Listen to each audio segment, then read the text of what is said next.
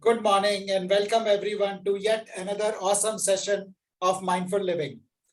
Friends, we really appreciate your taking out time and joining the session today.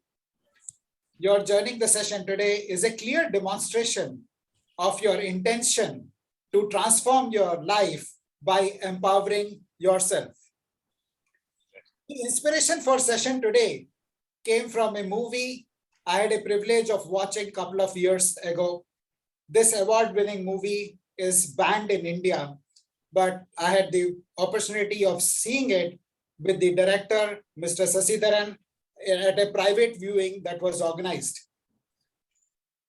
And this is about a lady named Durga who's trying to, I'll request everybody to mute themselves when they're not speaking. This is about a lady named Durga who is trying to make her way to the railway station for an onward journey. And what I'll request everybody to mute themselves, please.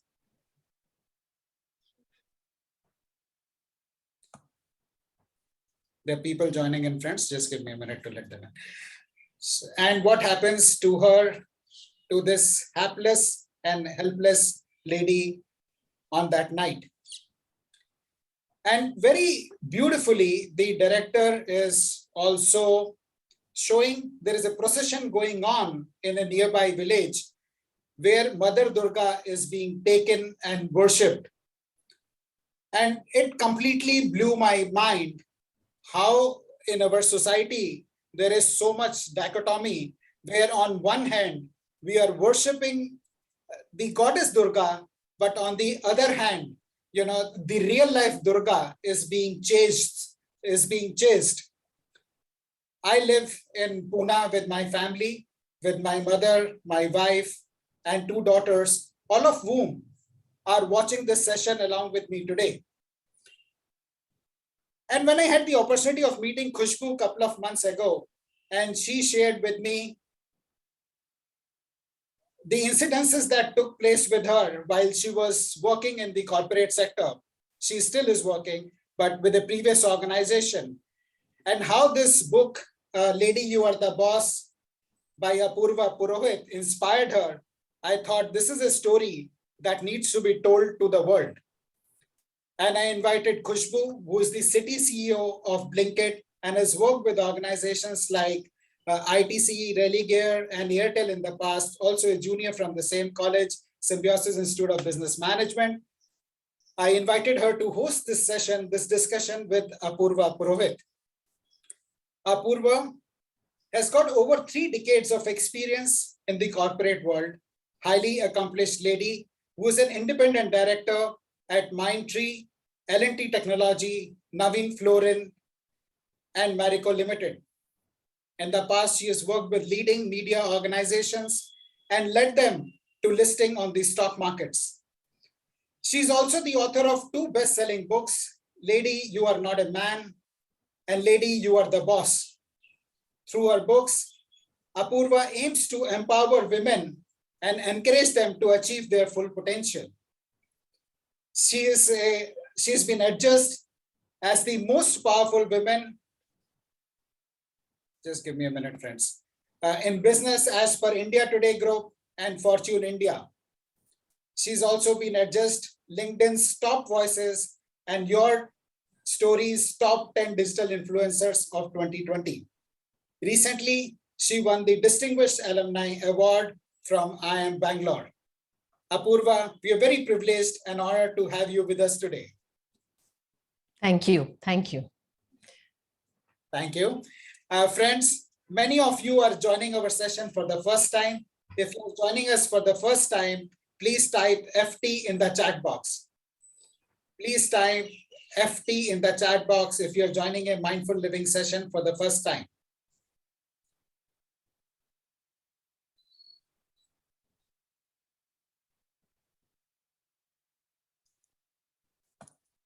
Thank you, friends. My name is Ashish Kumar, and I'm the founder of Mindful Living. I started Mindful Living in 2018. Prior to that, I worked in the corporate sector in senior management roles with organizations like Tata Group, Generali, Marsh India, HCL, and a home care enterprise started by the Burman family. During the years of my working in the corporate sector, I saw at close quarters how this stress takes a toll on the health, happiness, and well-being of the people.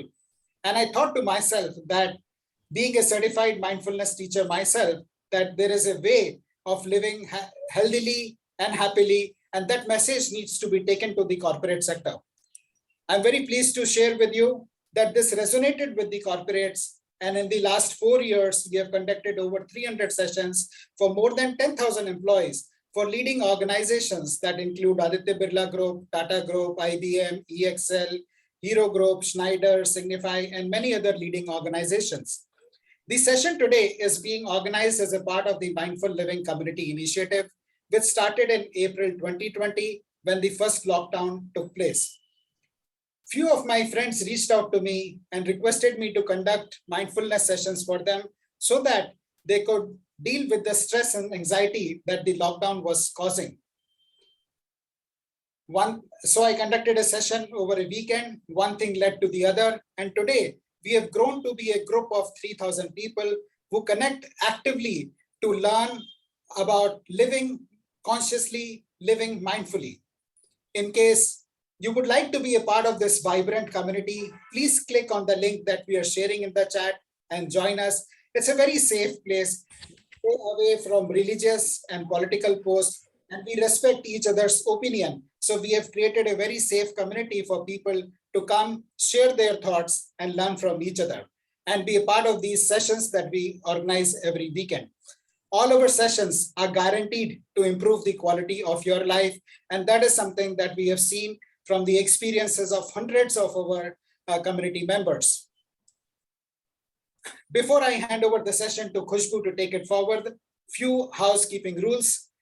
Please keep your cameras open and use the reactions button in the toolbar to clap, show thumbs up, show love to something that Khushbu or Apurva is sharing. Thank you very much once again for participating, joining the session today. Over to you, Khushbu. Thank you so much, sir. Welcome, ma'am. Thank you. And thank you so much for being here among all of us. You truly are an inspiration to all the women as well as men in the outside world. Being an independent director of 4 notable companies and an author of 2 national bestsellers is truly amazing and inspiring. And we all look up to you. So both your books, Lady, You Are Not a Man and Lady, You Are the Boss, are well read.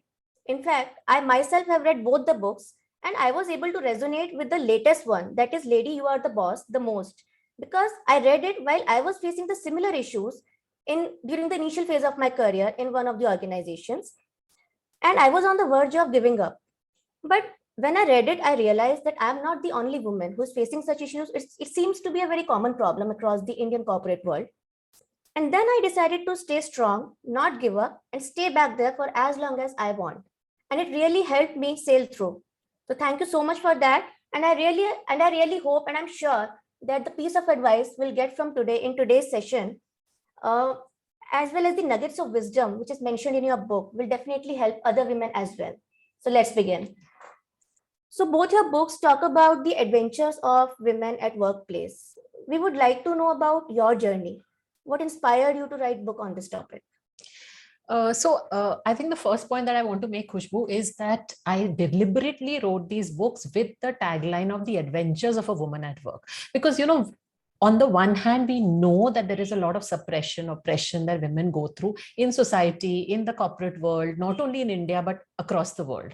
On the other hand, I did not want women to think of themselves as victims, because the moment we start thinking of ourselves as victims, we will not be able to rise above this oppression. I wanted women to be the heroines of their story. And therefore, I deliberately said, let it be called the adventure, so that women understand that it is an adventure. Yes, good things will happen. Yes, bad things will happen. But if we stay positive, if we think of ourselves as heroines and not victims, we will be able to overcome the challenges just as you did when you read the book.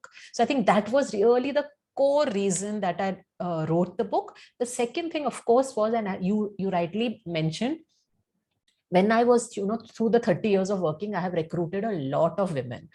And I've seen women go through the same sort of issues because society doesn't change so easily. Correct. Social norms don't change so easily. So women have gone through, the guilt of leaving small children at home, husband's transfers, the ego issues that happen when a woman is successful, the subconscious biases she faces herself as she grows up. So I wanted to say to all the Khushbus in the world that you are not alone.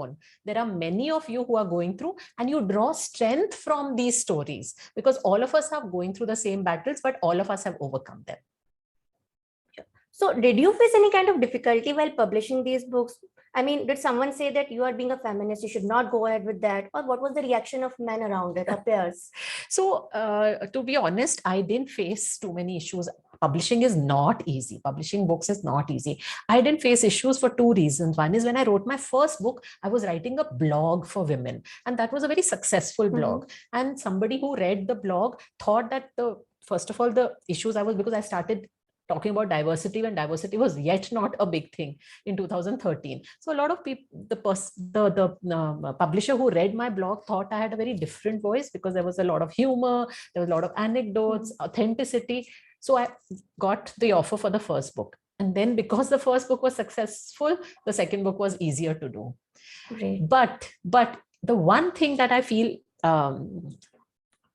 sad about is the second book, which you have read, is equally about issues women face, but equally about leadership challenges and how you can become an authentic leader. True. And I do urge and want men to read it, but because it has that feminist slant to it, I'm not too sure how many men have read it. True. So when I read your book, it is mentioned that there is a study revealed about the participation of women workforce in the Indian corporate. And they say that only 5% of the Indian women have made it to the senior leadership position. And if we talk about the board level, the current concentration of women is only 2%. So why do you think it happens? So I think this whole journey, we talk about the glass ceiling, but I also talk a lot about the leaky pipeline. I think through the journey of a woman and her career, there are two big challenges that she faces where she drops off. The first one is, of course, a lot of women enter the workforce with great enthusiasm. They've been they're educated, they are ambitious, but in the first 5 to 10 years, half of them leave. And the reason is that they get married and the pressures of running a home, bringing up of children, being the primary caregiver at home, not getting enough support from family and spouse. 70% of all the home chores are done by women. Correct. And during the lockdown, it actually became even worse. 100%. So that's the reason many women drop off. The second reason is at the middle to senior level, where they've reached a certain level, they've fought their way through, they've overcome this bringing up children, but then once they've reached a general manager, vice president level, somewhere in their hearts, they just get tired of fighting. And there are a lot of internal biases that they face.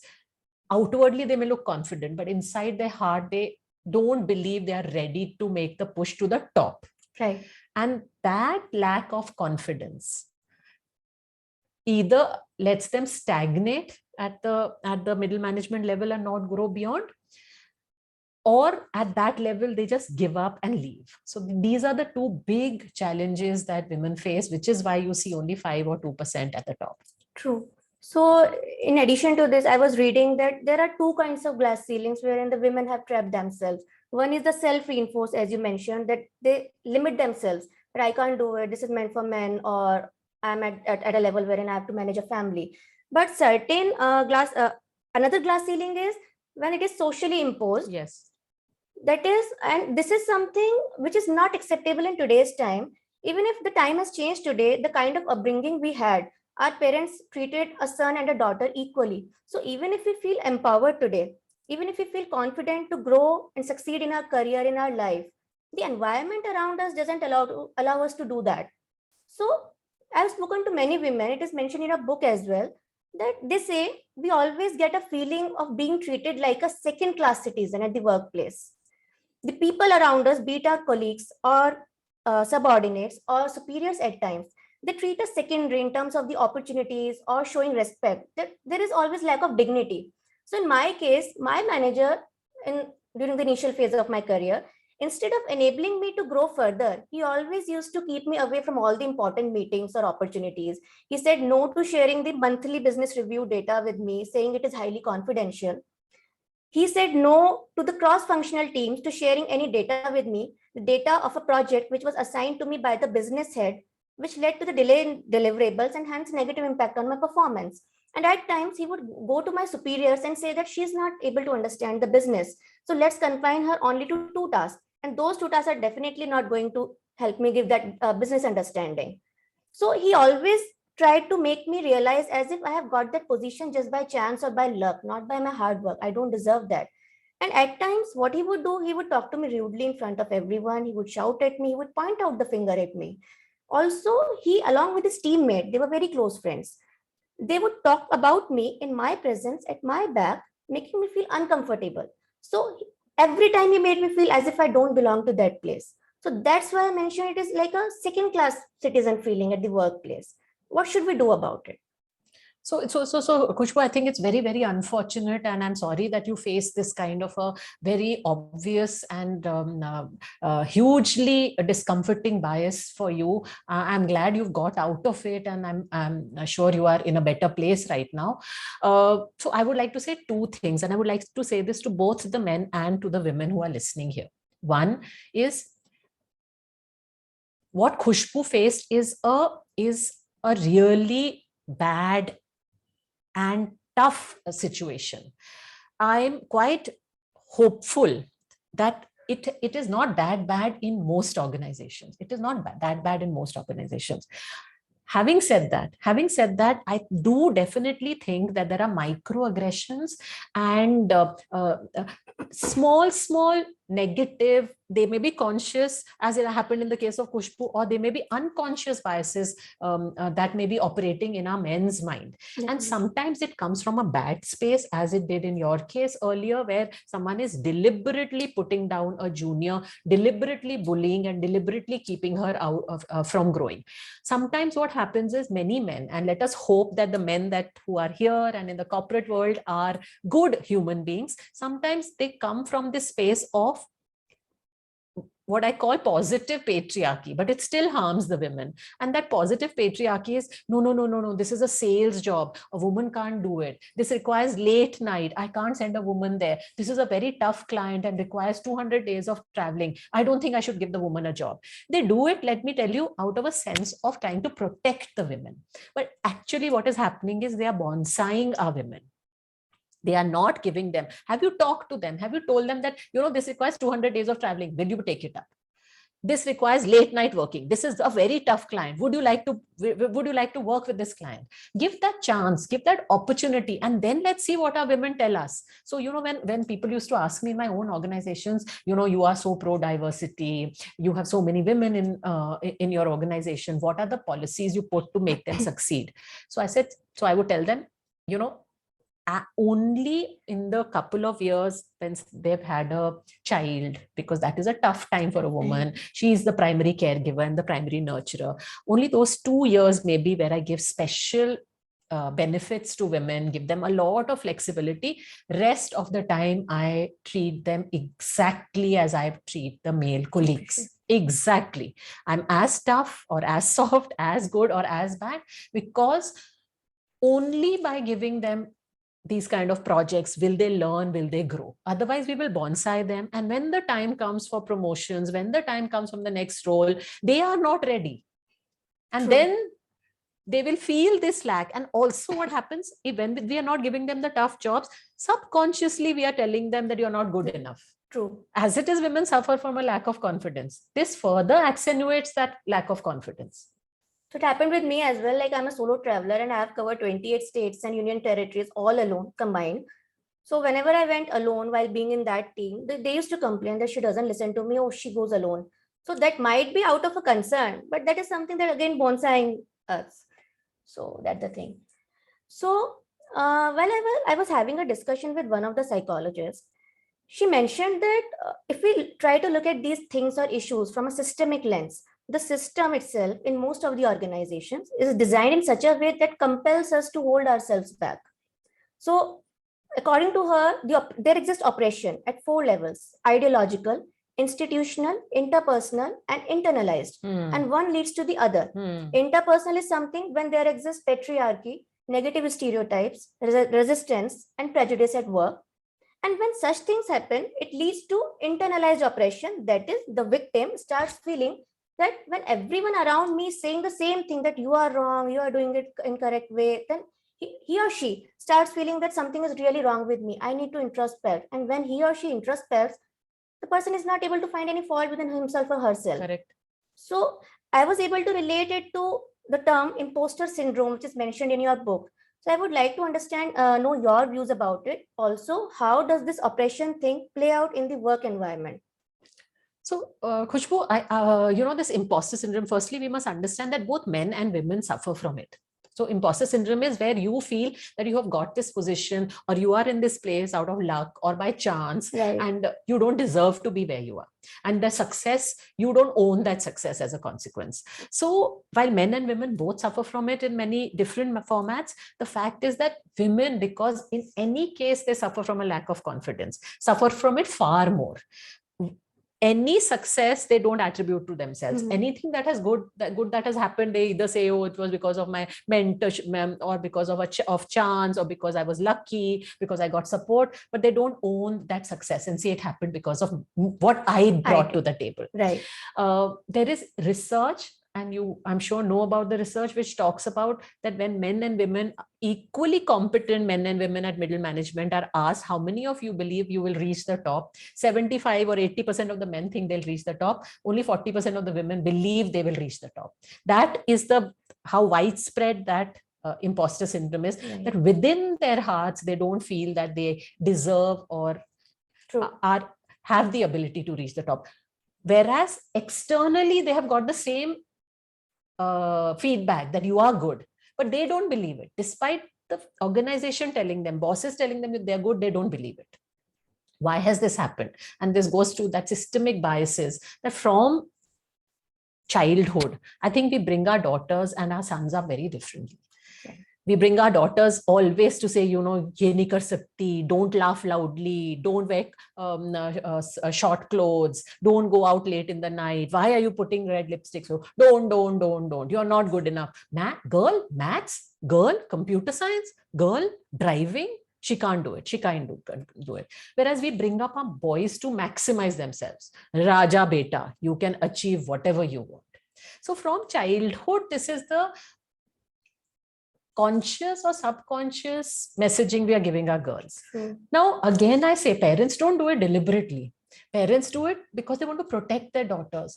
There are unsafe environments outside. So you will tell your daughter, don't go out late in the night. You will tell your daughter, don't do solo traveling, right? You will do that. But again and again, the messaging is so many things you can't do. Now, when you enter a corporate environment, you're brought up to believe that you can't do so many things. How can even a great boss change it? So unless society changes, unless we are mindful about what we are telling our daughters, what we are telling our sons, how brothers are behaving with their sisters, how fathers are behaving with their daughters, this is not going to change overnight. Having said that, can women internally change themselves just as you did? You got out of a very negative situation and today you're a confident, achieving, ambitious person. Of course, women can do it. And I think we can do it by being conscious about, yes, this is the bias I'm facing from the outside, but internal to me, let me remove any negative things that I feel about myself. True. Let me celebrate my successes. Let me own my successes. Let me never be a victim. Let me say, मैं कुछ भी कर सकती हूँ. मैं जैसी भी हूँ, मैं बढ़िया हूँ. मैं कुछ भी कर सकती हूँ. Very true. That's why your book helped me a lot.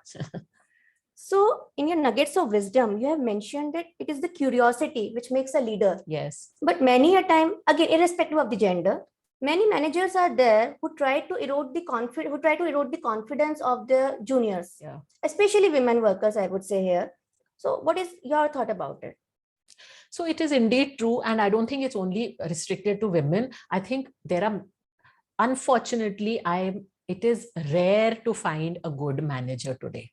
It is extremely rare to find a good manager. Most managers, most leaders come from either the hierarchical way of working where, what I say is the gospel truth, you just have to implement, or they come from their own sense of insecurity where they spend a lot of time bullying people, putting them down, eroding their self-confidence, treating them with disrespect. And the moment you do that, the moment you erode the confidence of your junior, how is he or she going to have the ability to deliver? So I just sometimes wonder that can't managers understand this basic thing? After all, you will succeed if your team succeeds. True. You will achieve your targets if your team achieves their target. And the only way your team will achieve the target is if you build them up, if you give them the strength, if you give them the confidence and the training to maximize their ability. If you have a bunch of people who are just going to repeat what you say, and you surround yourself with people who agree with you, where will you hear that voice that will correct? You are not perfect, you are not God. You will make, how will you know that you're doing things wrong? How will the combined brains of the team come up with a better solution? So you are actually harming yourself by being a poor manager. But I can't understand why many managers don't get this. True. So this just single statement, curiosity makes the leader. It reminds me of one of the old incident that happened with me. My manager, while sitting beside me, he used to drop a mail to my skip manager, highlighting the slightest of my error, that you have done this mistake. And he would never allow me to brainstorm on the task assigned. Whenever I would ask him, what is the objective? Let's brainstorm so that I can also give some inputs. No, just do as I say. So when I read it in your book, I was completely able to resonate with it. So you talked about in your book about the sisterhood, that we the women always look for sisterhood through #MeToo movements, or by sharing the experience about the injustice or inequality we have faced at the workplace, or by sharing with offline platforms like Mindful Living, which I did. And this is how we find solace that yes, I'm not the only person, she's also there, she's also there. And at times we believe in quite quitting, but because after a certain point of time, mental peace becomes more important to us. Then we believe that nobody's gonna support me. Then let's leave that place. Let's leave that team or the organization itself. So for earlier, when Me Too movement happened, it was more about sexual harassment, and many women came forward and raised their voices. And then many organizations introduced POSH. But what about these non-sexual harassment issues, which are still occurring at a frequent level across the levels, be it junior or middle or senior management level? Because here I would like to quote my instance. I initially kept mum, silent, because I have been taught that the whole world outside may not be as good as you expect it to be. Then you have to get your work done. So stay calm. But after the things started getting worse, I raised this to my skip manager, and after a few days with the HR too. But they called me a gossip monger just because I shared my issues with the HR and a female colleague. They called me weak because one day, while discussing these issues, explaining these issues, I ended up crying once. They called it my behavioral issue just because I expected my manager to explain me the objective of the task assigned. Because in response, he would say, just do as I say. So they said, you don't listen to the inputs of your manager. They called me unprofessional because while these issues were going on, I left in the middle of the day, informing my manager that I'm done for the day, let's meet tomorrow. So my teammate, who was playing a hidden game there, he went to the skip manager and said, Khushbu was left without even informing. They were treating me like a child, the pet term which you have used in 4 negative stereotypes. And my skip manager not even bothered to check with me once whether it is true or not. And whenever such issues would occur frequently, I would remain silent because I started sometimes opposing, but in a normal tone. But my teammate would go to the skip manager that Khushbu's behavior is bad. She says something wrong to her boss, which leads him to shout at her or points out the finger at her. And everybody believed him because he was one of the best performers in the organization. Not only this, when the issue got escalated to the business head level, he said, I'll take the feedback from the people around. And who were those people around? 6 closest friends of my manager who would say nothing against him. They didn't even bother to check with the remaining 200 people who were in sales and other cross-functional teams who could have said at least neutral or something in my favor as well. And while before they were being called for the feedback, heads up were given to my manager that it is about to happen. It was happening in front of my eyes. And when each of those 6 people were called for the feedback, I saw my teammate whispering to them. And in the end, I got to know everybody has said the same thing, that Khushbu is bad. And he believed them. And later on, just to take revenge, my boss went on to lodging a written complaint against me. And I, as a professional, always believed in keeping things verbal, because if you keep it in written, then it makes things worse. Either you will be out or your manager, the person against whom you have made the complaint, he will be out. So that was one of the mistakes which I felt I made, that I did not keep things in written. And when he made things in written, everybody believed him. He manipulated the facts. So I would like to understand from you, what is the role of leadership, including the HR, to resolve such issues? So, Khushbu, again, I say this, and having worked in many, many organizations, being on the board of many, many organizations, I would say that yours, while it's been a horrid experience for you, and it's, of course, playing in your mind constantly, it is, I think, a rarity. I think it is not, it is an uncommon thing that has happened to you. Okay. Largely, and I say this after having observed many organizations, largely most people are trying to encourage diversity. And they are encouraging diversity, understanding the role diversity plays in business results. The role, and it's not a CSR initiative. Diversity is not a CSR. Diversity is because people understand that women bring a lot of value to the table. Organizations' profitability goes up when there are more women. The innovation levels of organizations go up when there are more women. So clearly there is a recognition. Okay. Now, to retain women, you need to do many things. So you need to put in flexi timing, you need to put in lots of policies. That's on the positive side. On the negative side, you need to handle things like POSH, which of course do happen. I'm not saying they don't happen, do happen. But again, I would say leaders, CEOs, HR heads are very conscious of doing POSH correctly. It is no longer, maybe 10 years ago, it was a tick in the box. Today, people are serious about, and I think the government has had a great role to play, because they put in policies, they forced boards, every POSH incident has to be escalated to the board. Those are the kind of things that are in place today. So I think on POSH, lots of good things are happening. On these microaggressions that you talked about, if there are especially against leaders, if there are complaints, they also get escalated. I know for a fact that they get escalated. Yes, in a couple of incidents, what you said happens, that then everybody gangs up together. But in many incidents, the manager, and today the bias is in favor of the woman and against the manager. And sometimes women also take advantage of that. Right. So there is, I think, a balance is coming. A balance has already started coming, but I think there is enough support that is being given to women themselves. Now, in the uncommon incidents that have happened, like they have happened in your case, I think my advice always would be that you try, you fight it out, but then after a point in time, you just leave. It is not running away. It is not running away. But you recognize that the system is toxic. Right. You recognize that this is not for me. And I'll tell you, there are many, many opportunities today for good women. There is talent crunch. We all know that. So you will get many opportunities. And I think all of us in our lives, 30 years I have worked, I have also gone through maybe one such incident. But the best thing for us to do is to let go. That is also something I have written in my book. Right. I think letting go. This is toxic. This is a stressful environment. This is not for me. I tried to make it work, but it did not work for me. Letting go, but you don't even have to let go.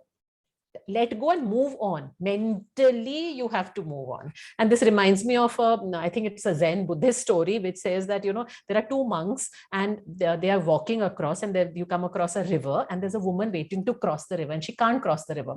So one of the monks picks up the woman, helps her cross the river, and leaves her and moves on. Now, the other monk suddenly has a very solemn look on his face, and he's sulking for a while. So this first monk asks him, why are you why are you solemn? Why are you sulking? What happened? So he said, that's his teacher. He says, teacher, we have been taught that we are not even got to touch a woman, and that we have taken that vow of celibacy, and you actually picked up the woman and have helped her cross. That is what has been bothering me. So this first monk tells him, just think about it. I just picked up the woman, helped her cross, and I've forgotten about her. You are still carrying her in your mind even now. And I think that's such a beautiful story for all of us who have gone through this, Khushbu, that we have to just let go. Why should that one incident, that one boss, that one toxic environment impact our lives forever and ever and ever? Learning to let go is a very, very, very important lesson for all of us to lead a happy, stressful life, stressless life. True. So, ma'am, in your book, you have mentioned about F1, that there should be an F1 in order to, which will help you set your priorities and which will help you succeed in future. So we would like to know what is that F1 and how it can help us set our priority. So, F1 is sort of a kind of a concept that just I discovered for myself through my various instances in my life. So how do I define F1?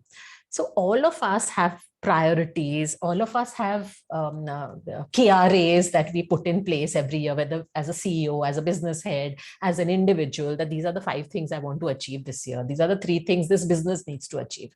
But when we put those priorities down, and of course, all of them are equally important. Let's say in a business, achieving top line is important, EBITDA is important, cost management is important, attrition is important. Now, none of them are not important.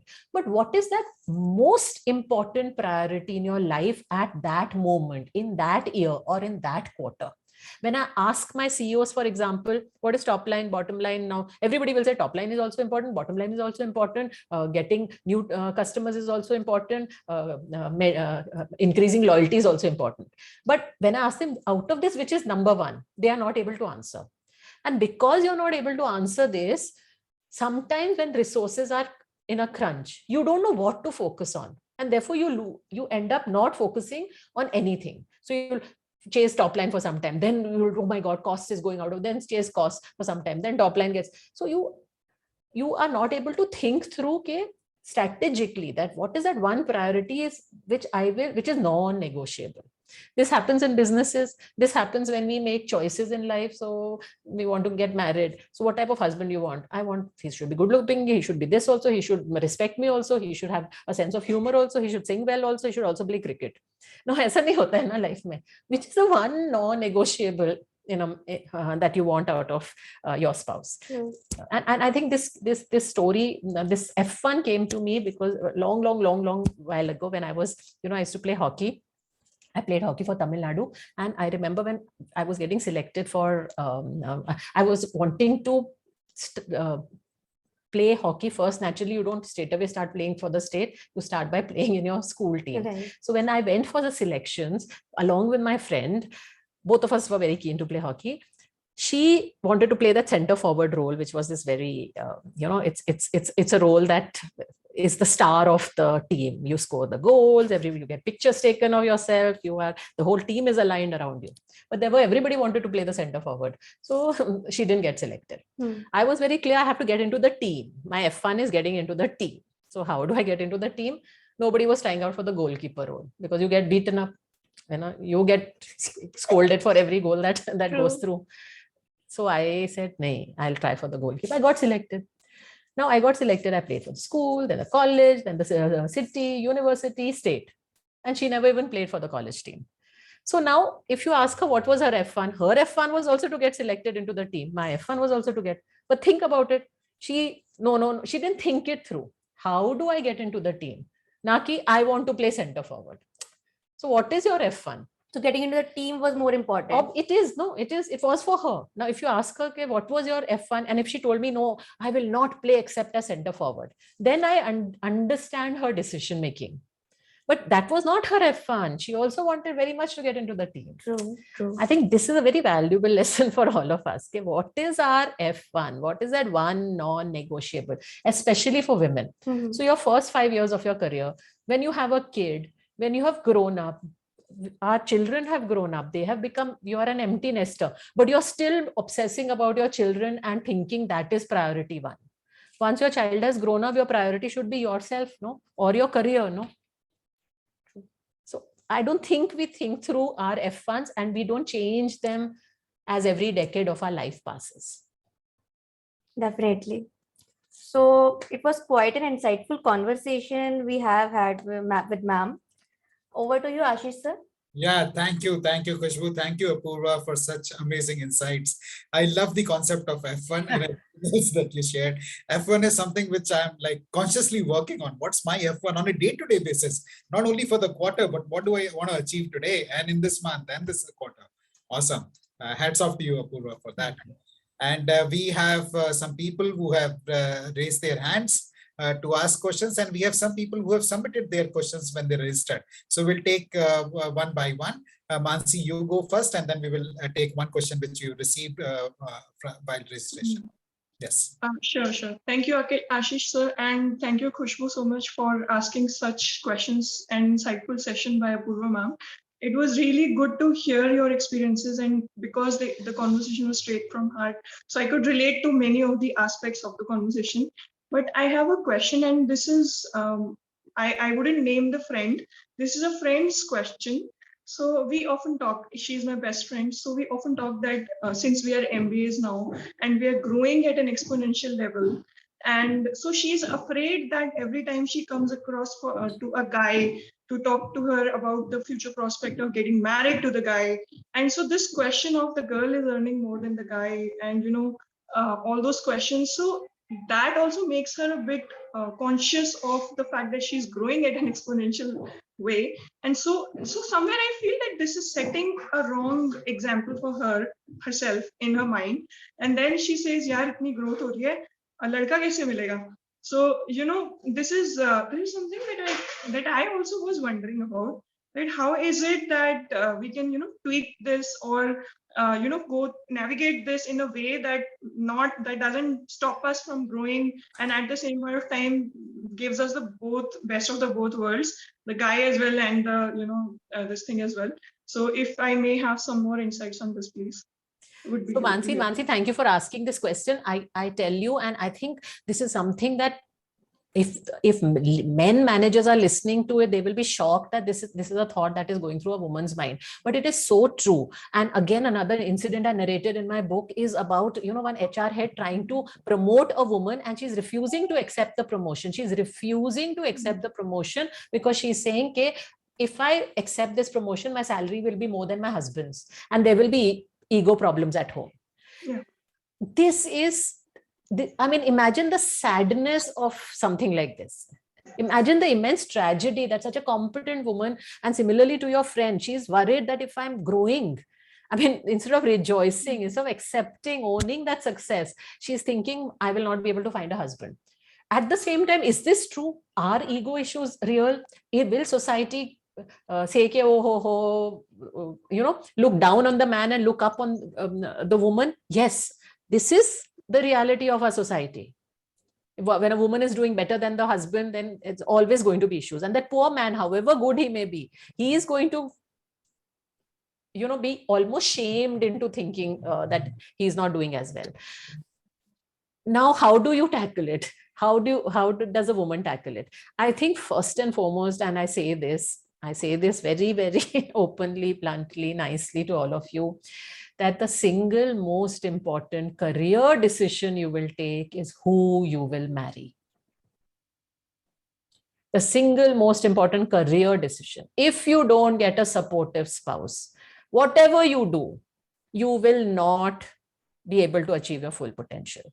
And therefore, it is better to stay unmarried than to have. It is better. But girls come to me and they, they are in love and they tell me, he looks like Ranbir Kapoor and, but I say, okay, he looks like Ranbir Kapoor, but what is your conversation on, getting after work on your career? Have you discussed with him that you intend to work and you intend to do very well in your career? And what is his point of view on that? No, ma'am, but he's, he looks like he gave me so many balloons and he gave me so many flowers and he looks like Ranbir Kapoor. But that is not, you have to be serious about your career. If you're serious about your career, your husband has to be equally invested in your career. And I tell you, there was again research, and Harvard research, which said that better to stay single than to have an unsupportive spouse. True. Yeah, absolutely resonate with that, ma'am. However, I mean, the friend that I was talking about, she wants best of both worlds. So I always counsel her in this direction that, okay, yaar, matlab, just wait out. I mean, correct. It will happen. It will happen. The right person will come. The right person will come. And if he doesn't come, that's okay. That's okay. And I tell you today, maybe when I was, I'm so much older than all of you all. When I was growing up, getting married was definitely, it was a non-negotiable. Today, it's not. You see the number of 40-year-old women who are single and happily single. The world is changing. So tell her to relax. And if not, tell her the F1 story. What is F1 for her? Sure, She has to I'll make choose. her join the group as well. So for sure, I'll make her join the group. Thank you so much, ma'am, for the insights. Thanks a lot for taking this question. Thank you, Mansi. I think that was a question that will resonate with many people. And not only those who are here, but those who will watch the recording later, I'm sure will benefit from this. Apurva, you mentioned about F1, and there is a question we have got. What is F1? So if you could just... So actually F1, it doesn't stand for anything specifically. For me, it came out from the balance scorecard. I don't know how many of you all use balance scorecard in your organization. And then there are financial. First, you start off with financial priority number 1, 2, 3. So F1, F2, F3.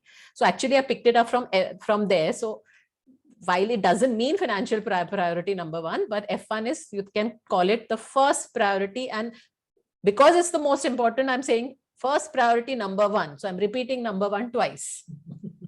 Thank you so much.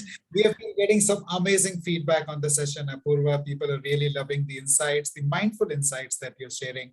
But we also have a feedback form for people to fill out. So please take 30 seconds and fill out the feedback form that we have shared in the chat.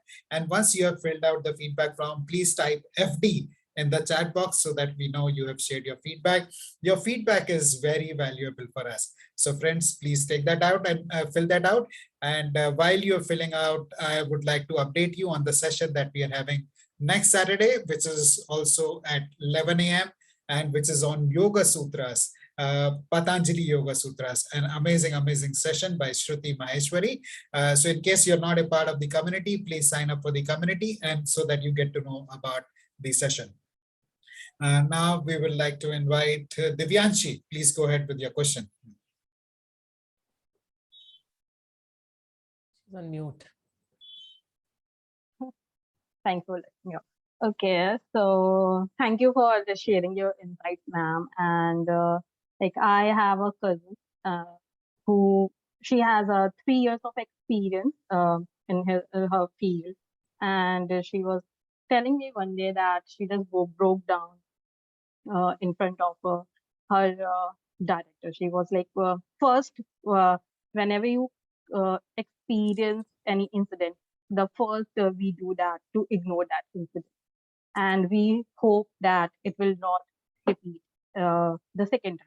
But she did talk about with the director, and director, like, she was really supportive, and there is a escalation to her manager.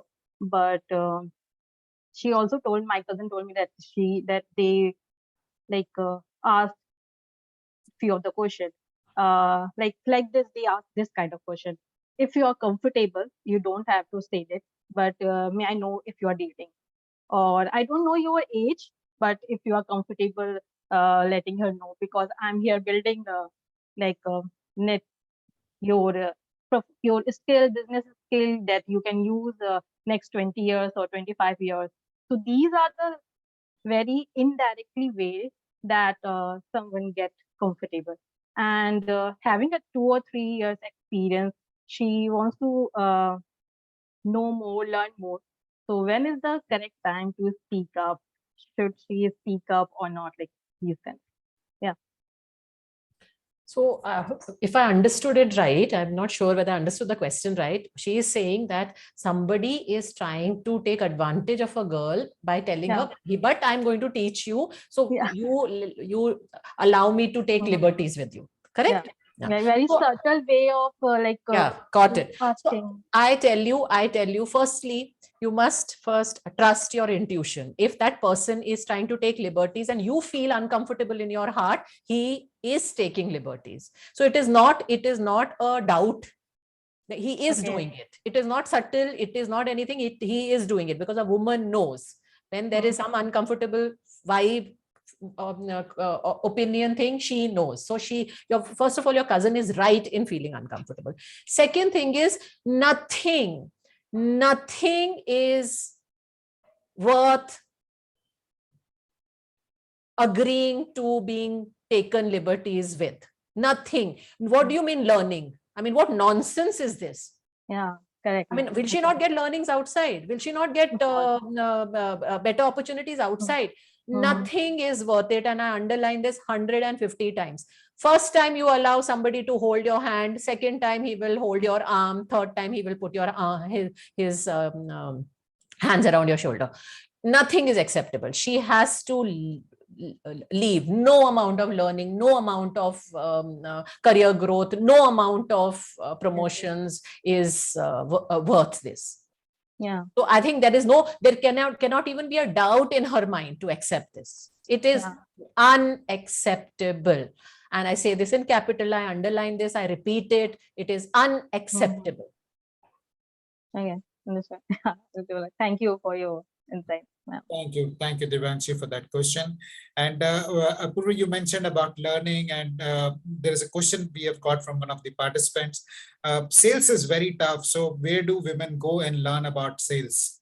How to improve your selling skills is the question. Yeah. So I think sales is tough. It's tough for men, women. You're constantly putting yourself out there. There is a lot of rejection that you face. But I think unless you understand how to sell, and I think it's important in different ways. It's important from a business perspective. If you don't understand your product and if you don't understand what the consumer, what the client wants from your product, and you're not able to have that servicing mentality, okay, I don't think you grow too well in a business. I think that's the first point. So selling is certainly important. How do you do a good job about it? I think more than anything else, at least from a functional skill perspective, I have seen there are enough selling workshops available today. The art of negotiation, how to convince clients, how to influence people, how to project yourself. What are all these? But selling workshops, no. And I think for women, it is even more important because not only it's about selling your company's products or the services, it's also about, in a way, selling yourself. How do you project yourself? And women don't do a good job of it, but it's important that we learn how to maximize and showcase and celebrate ourselves. And I think somewhere it is to build a personal brand. I think that's also selling, and it's important for women to learn that. Thank you so much for that. And one thing that comes to my mind from what you said, Apurva, is that sales word is derived. It has its origin in the Scandinavian word called "selvsig," which means to serve. So yeah, absolutely. Servicing mentality, correct. Thank you for sharing that. Hemlata would like you to ask your question, please. Yeah, I would like to say that the lady sitting against you, she said it's a rare kind of situation, but I don't agree to it. In the last, I am right now 54 years, but I've interacted with many women in Bombay, Delhi, and Gujarat, and most of them are not ready to open up. They all face this kind of information that they are not marked on the copy or they are not involved into the task forces. And the earlier two people who asked questions, if you see, the first one said, "Meri friend ko question puchna tha," and the second one said, "My cousin." But there are very few people who come out in the open and say that this I have faced. Nobody means they are shameful about themselves. You should have self-worth. Even the second thing that I have been abused at my corporate. So nobody is coming out and saying that. And whenever they say, they talk within whispers, they talk to their friends. Or many times they don't even talk to their friends or relatives. They try to find some agony aunt कि इनको बोलेंगे तो शायद मुझे बोलने से मेरे को वेंट आउट हो जाएगा. But I think it's changing. I agree that corporate life is changing. But we as women have to support each other, that they evaluate their self. They get into, they should say that I am self-worthy. Even if this job is gone because I come up and open up. And what? May I request you to keep your question brief? Right. So what's your question? I just wanted to say we should be helping, females should be helping females and making them evaluate that, open up with your self-worth. And you have to come up, take the initiative and open up. And I will surely like to read this book. And is this book only about professionals or business entrepreneurs also? So the book is for everybody, Hemlata, and business yeah. Thank you. Thank you. It's been a great session. Thank you, Hemlata. We have one question from Anurag. 4 more minutes. Anurag, please keep your question brief. And then we have one from Sandeep. We will take those 2 questions and then we'll close the session. Anurag, please go on. Please keep your question brief. Thank you for the opportunity. First, let me tell you that I'm seeing Khushbu maybe after 10 years, and the way she has, overcome the challenges, and the way she has, overcome the challenges in the business world. And now I can see a very confident lady sitting there and, inspiring people. And let me say that this session is not about gender. This session is, this session is useful for every aspect of life, even for me, even for anybody, be it male, female, whatever, any age. My question is, I mean, what you said about F1 is absolutely right. If you find out what is your F1, things become easy, life becomes easy. But the question is how to find out your F1. Let me give you an example. Let's say that I'm working in a toxic environment, right? I am seeing that there are a lot of challenges and I have to break some barriers and I have to do a lot of things. And then I'll be able to get what I want. I will be able to grow my organization. I will be able to do my role. So should I choose my peace of mind and try working somewhere else, quit the job, or should I, fight it and change the things? It is a difficult decision. When you leave, what you can get peace of mind. But when you don't leave, you can have the confidence. You can, build that confidence that, see, I faced the challenges in the past and I broke the barriers and I did it. Or there is a risk that I tried and I failed. So how to choose that F1? That's the question. So I think in a sense, you've answered the question yourself, because what is this? You have 2 choices. Now, between the 2 choices, you have to decide which one is your F1. Now, nobody ever said that the choices that you have in front of you are going to be easy choices, or they will not have pros and cons. I think the 2 mistakes we make while deciding our F1, we always believe that it will be a choice between good and bad. It's never like that. The choice is also always between good and good or bad and bad. Yeah. So it's never going to be. So both the choices have pros and cons, as you rightly articulated. First of all, you have to accept that both choices have pros and cons. Never it is, as they say, na kabhi kisi ko mukammal jahan nahi milta, kabhi zameen to kabhi aasman nahi milta. Correct. So first accept that, kabhi kisi ko mukammal jahan nahi milta. Once you have accepted that, then you decide which is the lesser of the 2 evils, or which is the better of the 2 choices for you. The second mistake people make is they don't want to. Another word I always say for focusing is sacrificing. Something you have to sacrifice. Either you sacrifice your peace of mind, or you sacrifice what you are saying is the challenges that you will learn and go through. One of them you have to sacrifice. Yeah. So you have to decide which is the lesser of the 2 evils for you at this moment in time. If you're young and resilient and you forget about peace of mind. Peace of mind when you're 40, 45, you will look for. Or if you say, no, unless I have peace of mind, unless I will not grow, my family will be unhappy around me if I don't have peace of mind. I will get stressful, I will fall ill. Then you pick up the first option, no? Correct. Okay. Thank you. Thank you for that question. Apurva, we have 2 more questions. I just want to check with you on the time. It's already 12. Yeah.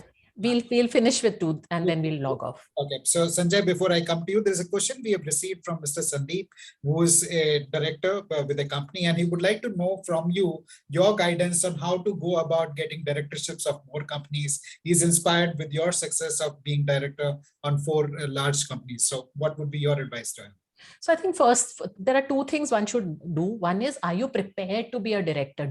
Have you gone through all the compliances, regulations, etc., etc.? Because today, and especially today, directorship is not seen as that great marquee tick on the box that you want to do, because there are a lot of responsibilities and pressures that come with being a director. So first of all, are you ready and able to take on those kind of pressures? The moment you are, I think all you need to do is really put yourself out there. It's similar as networking, putting it out on LinkedIn, going on the MCA site and saying that you have enrolled as an independent director, talking to friends, and sometimes when you don't straight away start with big organizations and big companies, you do get into, let's say, a lot of today social impact organizations are looking for directorships. A lot of advisory firms are looking for directors. And then finally, it is also about what is your core competency. What is that one specific skill you are going to bring as an independent director? I think you need to articulate that very clearly to yourself and to others. Thank you. Thank you so much for that insight. Sanjay, last question from you. Please keep it brief. Yeah, okay. There's no question from my side. It's a privilege to be on this show, and Khushbu has been part of my team. So, I feel honored that, I'm part of this session, and it was always, I enjoyed working with her, and I hope she also, and I wish her all the best, and so proud to see her as a city CEO for Blinkit. I wish her all the best, and look forward to many such sessions. And thank you to Ma'am APURVA Purohit. There were a lot of insights. And as someone said, it was largely dealt with women around in the corporate world. I know there are many issues, and perhaps they have started with our upbringing itself. So I believe the change has to start from there. And I think all of us are working towards it. I myself, make sure that it starts from home. And I think pandemic, which is COVID, has made us learn a lot of things. So, sharing the core works at home and looking after each other, and what women go through, which we never realized, or, let me put it straight, they got unpaid for, either through love or, maybe money. I think it has been a huge realization. And, I think it's just that we have to travel. Yes, we have to travel miles, and can we start it today? Thank you so much. Thank you. Thank you, Sanjay. Thank you for that comment. And we would now like to bring the session to a close. And before I do that, I would like to thank Khushbu for sharing her story with me, which inspired us to have this session, and to APURVA for taking out time from an extremely busy schedule and agreeing to do that. And one thing I'm personally obliged to you, APURVA, is that this is the first session we are doing as a book. Yeah, we've just launched a book club, and this is the first session of the book club. So this is the formal launch, and I'm so happy to have this session with you in Navratri with 2 Devis. And so, but thank you very much, APURVA. And with one last closing comment from you, we'd like to close the session. No, firstly, thank you for inviting me, and thank you for the honest questions and the honest sharing that everybody did. That helped me be able to provide, I hope, sensible and pragmatic solutions to people. And I just want to say this, that women, all of you who are listening, you have to remember that you have to take charge of your destiny. You are the captain of your soul and the master of your destiny. Nobody else. You cannot hand over the reins of your life to anybody else except yourself.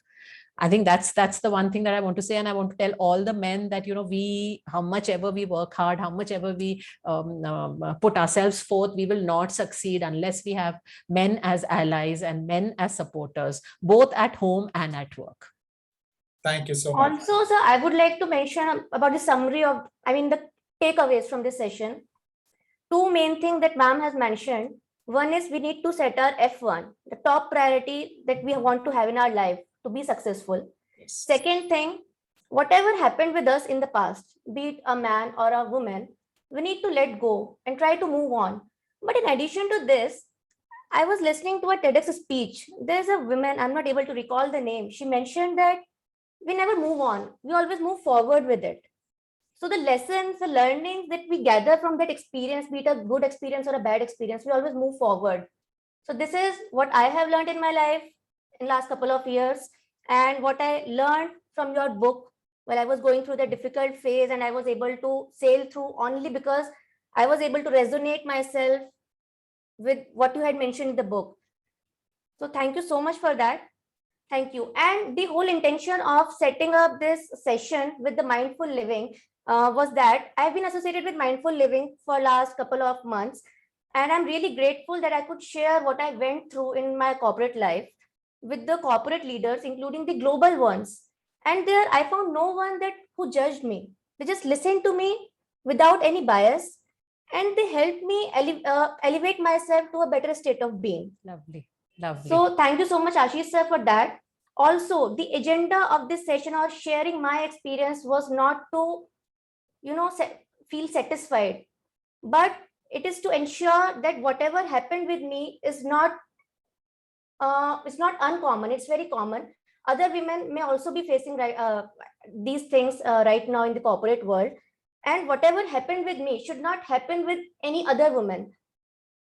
This is the whole intention. Thank you. Very well said. Thank you, Khushbu, for that beautiful thought. Thank you, Apurva. Thank you, everybody Goodbye. who's joined, and thank you, everybody who's going to watch the recording. Happy Navratri to you. Thank you. Thank you. Thank you. Thank you so much. We will just play a song. If you like, stay on and enjoy the song. The session is over. Thank you. Thank you so much.